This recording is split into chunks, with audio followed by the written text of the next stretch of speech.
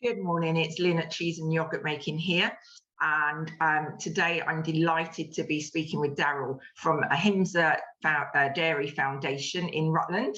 And good morning, Daryl, how are you? Good morning, Lynn. Really, really good to be speaking with you. Lovely to have this opportunity, so thank you. Absolutely. Now we know Ahimsa means, it means that it's respect for living things and slaughter-free, and I'd love to hear all about the concept behind the foundation. Could you tell me all about it? Yeah, sure. So Ahimsa is a word from the Sanskrit language, ancient language that comes from India, and it means non-violence. So it comes from the sort of spiritual path of Hinduism, Buddhism, Jainism, and even Sikhism. So it's this sort of concept that's behind these ancient religions of doing no harm, and that applies to nature, it applies to the animals, but also other humans as well. So this word Ahimsa really sums up our approach to farming. Really, I mean, in the West we talk about sustainable and regenerative agriculture, and it's all those things. But also it's also about how we interact with people, and about it's about having principles. And so we're quite unique in the UK because we supply slaughter-free milk and cheese and dairy products. So this idea of being slaughter-free, means we don't send any of our cows to slaughter, both the boys and the girls. We manage our herd very responsibly, so that every cow in our herd is very respected and has its place, has a role. And so it's quite a very unique and different way of doing dairy. And this word Ahimsa really sort of sums up this approach, because it's not, we're a principle before profit organisation, and so we don't do it for the money. And though we have all the products and we've got to pay the bills, it's really about the principle. And something about the word Ahimsa really is a bit more about principle, and it's about the highest ethics, and doing those things for all the right reasons, not for business reasons, but because it's the correct thing to do. So yeah, that's what it means, and it's really kind of sums up our approach to what we do. Okay, that's amazing.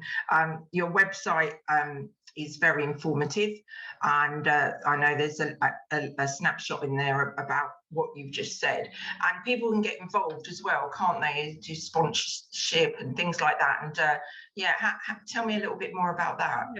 So I mean, we're known for our milk, our slaughter-free milk, and our slaughter-free cheese with our customers, and but that's only really 50% of what we do. The other 50% is that we're really an education and a campaigning organisation, and what we campaign for is a better animal welfare for cows, all animals, but particularly for cows, because that's what the business we're in. And so we're about the very highest animal welfare, very exemplary. And so on that campaigning side, there's many opportunities for volunteers to get involved with us. Some people want to get involved in the campaigning side and changing things, and the sort of more animal rights type of thing, the activists. Nowadays, we also have a lot of young people who are coming from the climate emergency sort of networks, sort of Extinction Rebellion and things like that. Some of them quite young, like the Greta Thunberg kind of generation, who are sort of starting to join the dots between what we eat and the climate, what farmers do, land use, obviously then it comes into that, the whole thing about pesticides, and some of the biggest threats to the climate are, what's seen as conventional farming. So once again, that's the sort of stuff that we campaign against, about being organic and working more with nature rather than against nature. So lots of, a lot of people can volunteer with us too, because that's their passion, those type of issues. Other people just love what we do. There's a certain mood on our farms, a very respectful mood. So we have lots of local volunteers in Rutland who all different ages, young, old, families. Some families come with their young children. We have a volunteers day once a month where people can come and just get involved, and that is also about community. So they don't have to be sort of hardcore activists or sort of gluing themselves to the road or protesting. Some people just want to get involved with us on the level that it's about community, it's about food, it's about cooking, and sharing stories. That's also very important. That's a very human thing. So yeah, we're into all that good stuff. It's wonderful, and I know that's created some media, especially recently, media interest off the back of This Morning, which obviously gains a lot of viewers. And there's been a few articles, hasn't there? I think you've got something coming up as well, haven't you? Yes, yes. So it's about 2 weeks ago we were on This Morning with Holly and Phil, and live, and they obviously filmed from the farm, not the studio, because they wanted to see the cows. Yeah, I mean, I think we're getting a lot of media interest at the moment. We're doing something on the Rutland local BBC News. We were on BBC Leicester yesterday on the radio. Got a few other things happening. I think it's because our way of farming is also about, as I say, it's also about being very close to nature and working within ecology, working with the systems that are there. And after 2 years of lockdown, there's a lot, I think a lot of people seeing the health benefits of what we're doing, and particularly our cow cuddling. We offer this cow cuddling to the public, which is really, I mean, we offered it initially as a way of people engaging with what we do and our messaging and coming and seeing how we work. And yeah, you know, it's also a lot of people that just love cows, of course. It was a way that people could come and spend time with cows. But after the lockdown, we've you know, we realised the therapeutic benefits of the cow cuddling, especially for mental health, really. And after 2 years of lockdown, lots of people have, you know, people have lost their jobs, the price of living's rocketed up. People need to feel that connection again with something bigger than just themselves and their worries. And so coming out to the farm, spending time with our cows, being in nature, it is a really great reset. You know, it makes you, it's like having a massage or something. You know, it kind of relaxes you and distress, you know, let those stress and worries go and get a bit of perspective on things. You know, humans are quite small and nature's huge, and cows are quite big. And sometimes just physically getting out of the house, out of your everyday routine, and just reconnecting with nature. And also our messages about our cows, you know, that cows are sentient beings. They're not, you know, that people are used to seeing this bunch of cows in a field, they go up the motorway or on a train or something. But cows are individual. They have individual personalities. They have different likes and different habits and things. And in the herd, they all have a different role. And so when people come and do our cow cuddling, they learn about the cows. And I think a lot of people, it works a bit like human society. And I think also that gives people a perspective as well on their own worries and their own family, their own job, their, you know. And so I think, you know, I mean, every person that comes, people have transformational experiences doing this, and it really helps people with their mental health. You know, it really, you know, it makes people feel rejuvenated.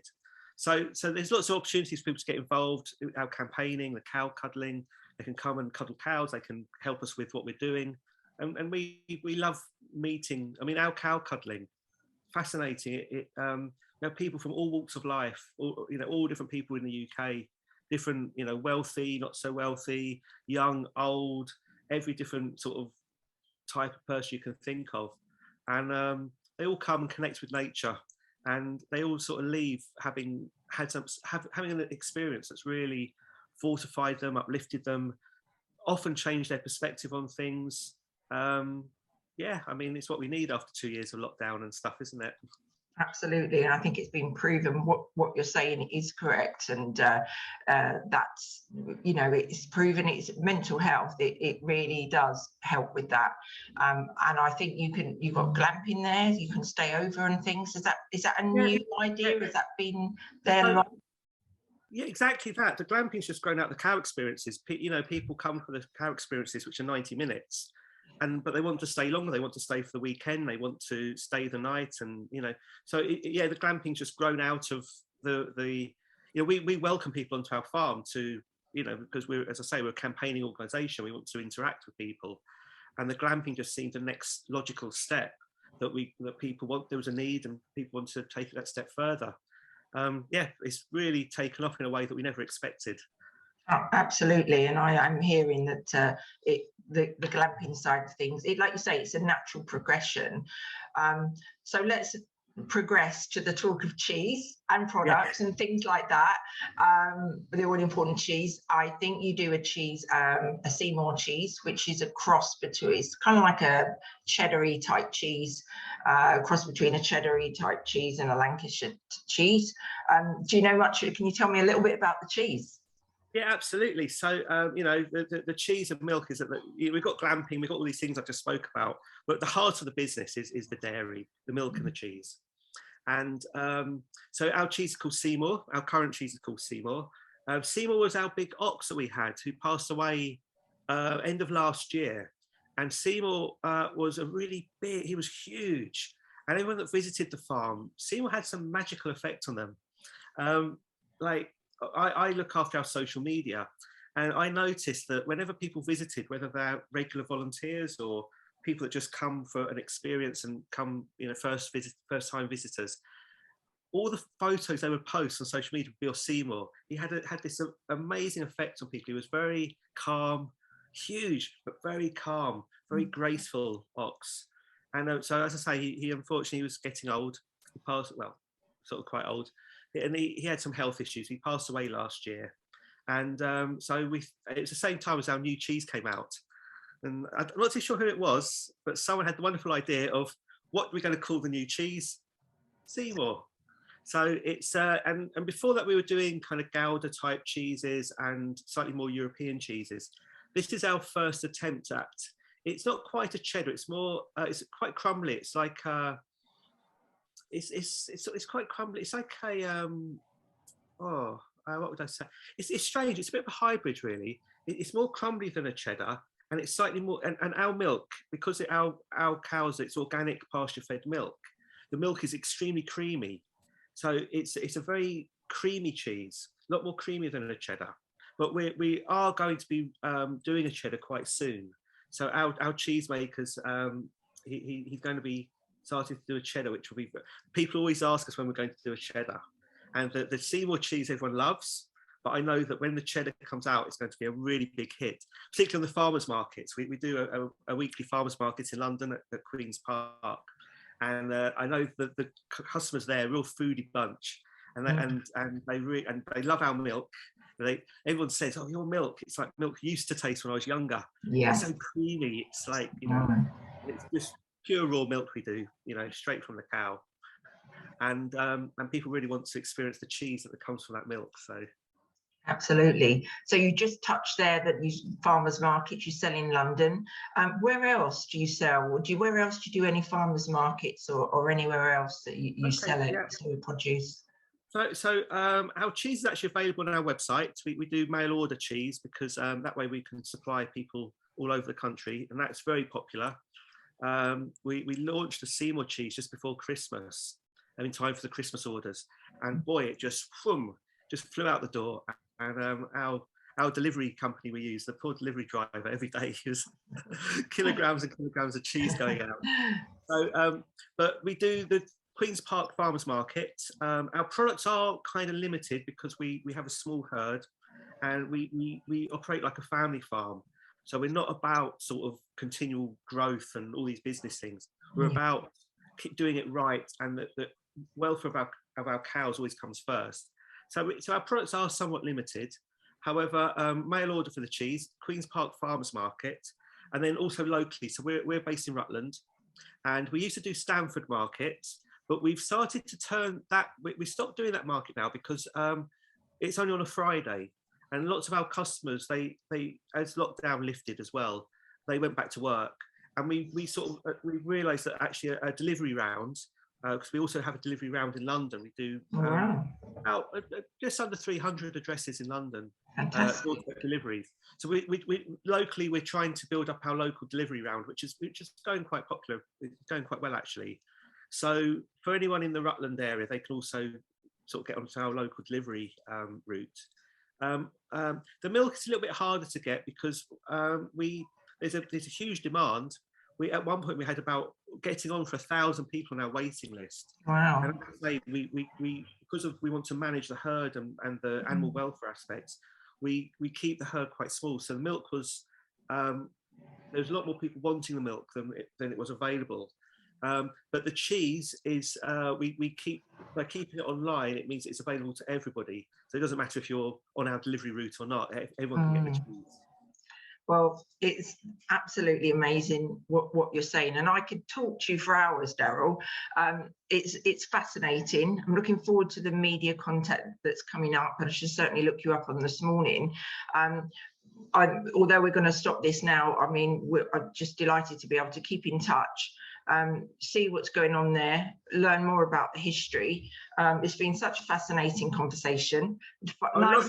Visit us, Lynn. You're going to have to come and cuddle a cow. I would love to. Come to our processing unit, see how the cheese is made, and try some of them. Have you ever actually had our milk? No, I haven't. No. Get you some milk. It's so creamy. It is. It's just thick with cream. It's organic, as I said, pasture fed. It's absolutely delicious. And our cow herds can tell you which cows a different milk comes from. Well, if that isn't good enough reason to come up and visit, I don't know what is, and get to meet you guys and see what's going on up there. And I definitely counting, I will be doing that, and we can do some more pieces. But for today, thank you so much for your time, because I know how busy you are. It's been a pleasure to chat with you, and we'll catch up soon, Daryl. Thanks, Lynn. Really nice to meet you. Bye-bye. Bye-bye.